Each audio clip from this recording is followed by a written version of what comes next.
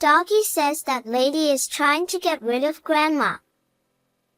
My daughter said this right after playing with the family dog at my parents' house. Both I and my sister-in-law, who had been called that lady, were taken aback. Hey, what are you saying? I'm so sorry, my daughter. I hurriedly apologized to my sister-in-law, and she replied with a strained smile. Oh, no, don't worry about it. My daughter had always claimed she could talk to the family dog, but I dismissed it as childish imagination.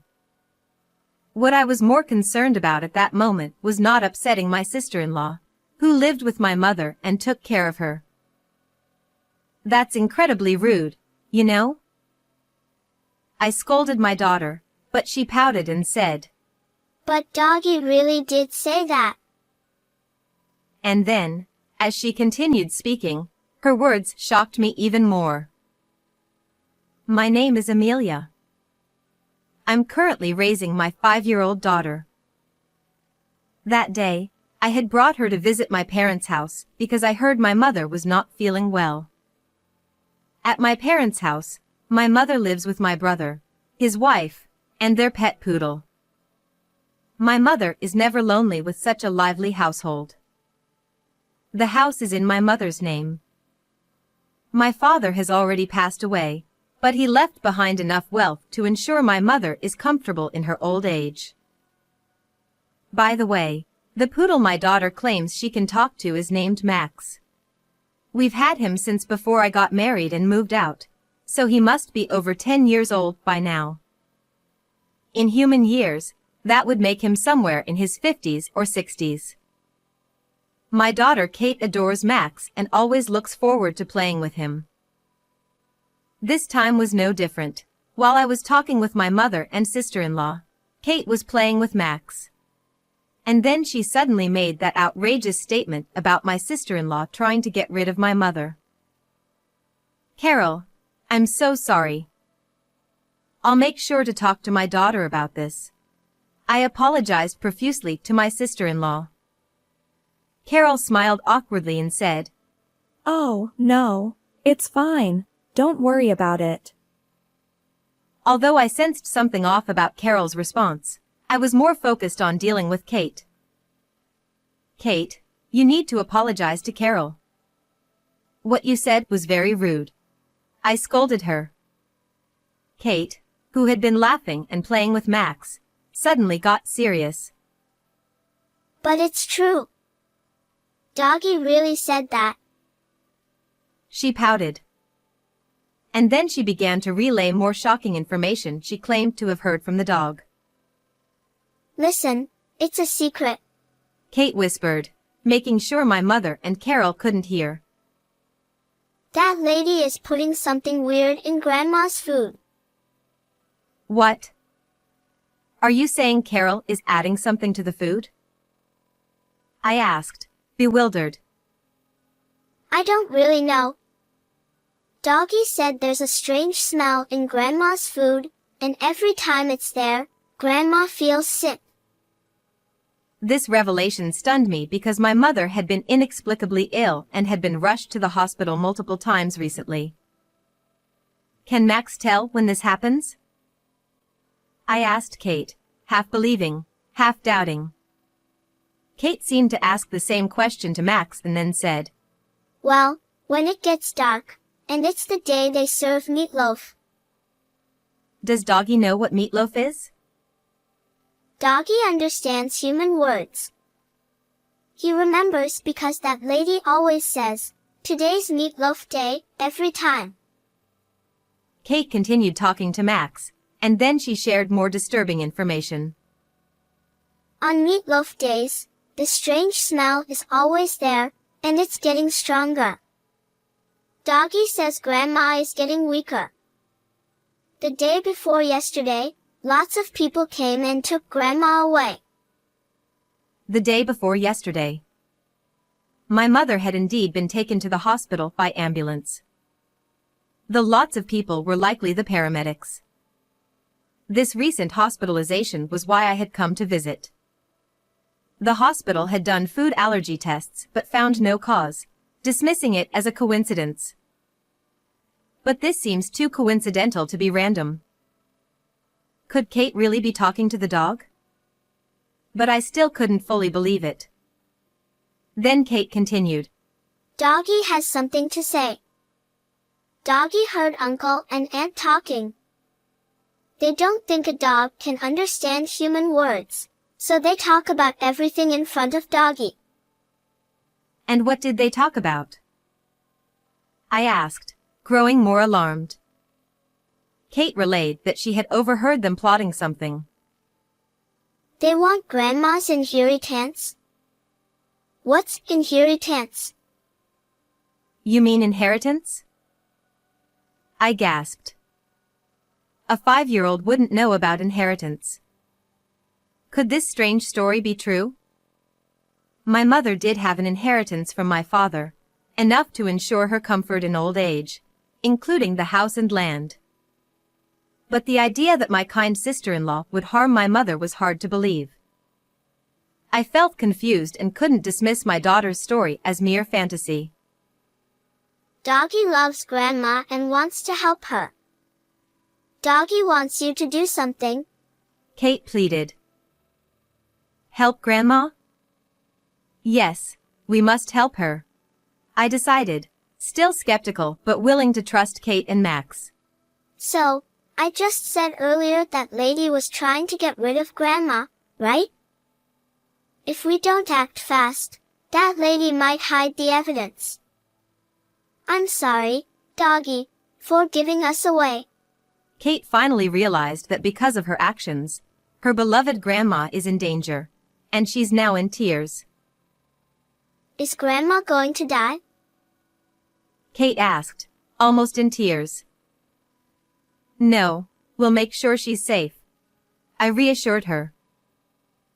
Anyway, as Kate said, we need to act immediately to prevent any tampering with evidence. I need to stop Carol and my brother's conspiracy. Carol had left the room, so I decided to act quickly to find the supposed poison in the kitchen. When I arrived, Carol was rummaging around. What are you doing, Carol? Oh, Amelia, just organizing the kitchen. There's so much clutter. She looked uneasy, like she had been caught doing something she shouldn't. Let me help. It must be hard to do it alone. No, you're a guest. We're family, not guests. We should help each other. I insisted, starting to help despite her protests. If Carol is poisoning my mother, the poison must be here in the kitchen. I began to chat with Carol to gather information. I'm sorry for the trouble my mother is causing. She was hospitalized the other day. Yes, the day before yesterday. We're worried about her health. Carol seemed genuinely concerned, not like someone plotting harm. Then Max barked and rushed into the kitchen, sniffing at a trash bag. Hey, Max, stay out of the kitchen. Carol tried to stop him, but Max, despite being called a poodle, is a dignified adult dog. He is about the size of a medium-sized dog. Despite being over 10 years old, he is still strong and managed to break free from my sister-in-law, sticking his nose into the garbage bag to pull something from the trash. What's this? I asked, taking it from Max. It was a package of rat poison. It's still full. Why are you throwing this away? Well, you know, if Max happens to eat it like he did just now, that would be troublesome, right? It's about decluttering. Rather than that, if Max puts it in his mouth, it would be troublesome, so I'll put it out of reach. She tried to forcefully take it from Max, but he wouldn't let go of it. However, when I reached out, he casually handed it over to me. I'll put it away. I pretended to put it on a high shelf, secretly pocketing some of the poison. Then I continued helping Carol, determined to find evidence of her wrongdoing. Afterward, I returned to Kate with Max, took the poison bait out of my pocket, and showed it to Kate and Max. Max sniffed the poison bait and snorted. What do you think, Kate? What is Max saying? This is it. Max says it's the strange smell. It seems that what was mixed into the meatloaf was indeed this. In small quantities, the strong flavor of barbecue sauce could mask the strange taste. According to my mother, my sister-in-law usually cooked with very strong flavors. When my mother suggested lighter seasoning, my sister-in-law would say, Emil's taste buds are getting weaker. I want you to enjoy flavorful food. This makes sense if the goal was to disguise the taste of the poison bait in the meatloaf with the strong seasoning. I noticed a smell of barbecue sauce coming from the kitchen. Could it be? My sister-in-law was planning to finish my mother off today. I exchanged glances with my daughter. She nodded and gave Max an eye signal as well. The three of us were now fully united. I'm sorry, but it's almost time for dinner. Could you please leave? My sister-in-law gently spoke to me with a smile. It didn't look like the face of someone about to take a life. My daughter then came up with a clever idea. Hey, that smell is meatloaf, right? I want to eat it too. That's right. Since we're here, why don't we stay over? Yay! I can play with Doggy more. What? That would be inconvenient. My sister-in-law was visibly flustered, sweating nervously. What's inconvenient? The fact that you can't poison Mother? What are you talking about? You heard my daughter earlier, didn't you? She said you were trying to get rid of Grandmother, according to Doggy. My sister-in-law's expression changed from calm to a sharp glare. Are you seriously going to believe your daughter's imagination? Yes, I will. She's my daughter, after all. You and your daughter are crazy. But we have proof. I pulled the poison bait my sister-in-law had tried to discard out of my pocket. Her face turned pale. According to Kate, Max says he always smelled this poison in the meatloaf. You served meatloaf the day before yesterday too, right? How do you know that? My sister-in-law was visibly shaken. Kate heard it from Max. And every time meatloaf was served, my mom ended up in the hospital. Well, that was not intentional. So, you admit it. You mixed something in on purpose. My sister-in-law bit her lip, realizing her slip of the tongue. I already told my mother. She won't eat anything you make anymore. Why are you saying such awful things? Does everyone believe this delusional little girl? She pointed at my daughter with hatred, but Kate looked her straight in the eye, unafraid.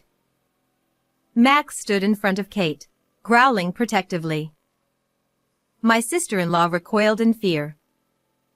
There's no one left in this house to support you, including the dog. It wasn't on purpose. It just happened to get mixed in while cooking. I understand. If that's what you say, then I'll choose to believe Carol. Thank goodness. Amelia, you won't abandon me, right? Sister-in-law showed a relieved, bright smile, but I retorted to her like this. If that's the case, please let me eat the meatloaf you prepared for Mother. What?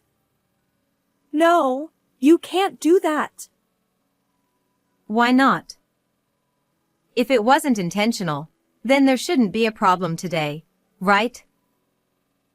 I pressed her, and she lowered her head, unable to say anything. Max said my brother was part of the plan. Is that true? She reluctantly nodded. You might as well give up. I'll call the police once my brother returns. My sister-in-law whimpered and collapsed in tears. But why serve meatloaf today? You just served it the day before yesterday. It had to be today. I needed MIL gone quickly because debt collectors are coming. I promised to pay off the debt with the inheritance. That's why. She wailed, sobbing for her selfish reasons. I looked down at her in disbelief. She tried to kill my mother for something like that. Unforgivable. I've recorded our conversation. There's no escaping now. My sister-in-law repeatedly apologized, bowing her head. Kate looked puzzled. Is it over? Is Grandma safe now? Max licked her cheek reassuringly. Later, my brother was arrested by the police who had arrived earlier. He tried to deny everything. I didn't do anything. I didn't know. But my sister-in-law, furious at being betrayed, confessed their conspiracy, and they both ended up behind bars. My mother was incredibly grateful. She said, If anything happens to me, all the inheritance goes to Amelia and Kate. Kate cheered as if she had just received candy. Thank you, Mom. But you have to live a long time. Yeah, Doggy would be sad if you left. Max barked in agreement. Our laughter echoed in the now peaceful house. How did you like this story? Don't forget to subscribe to our channel. See you in the next video.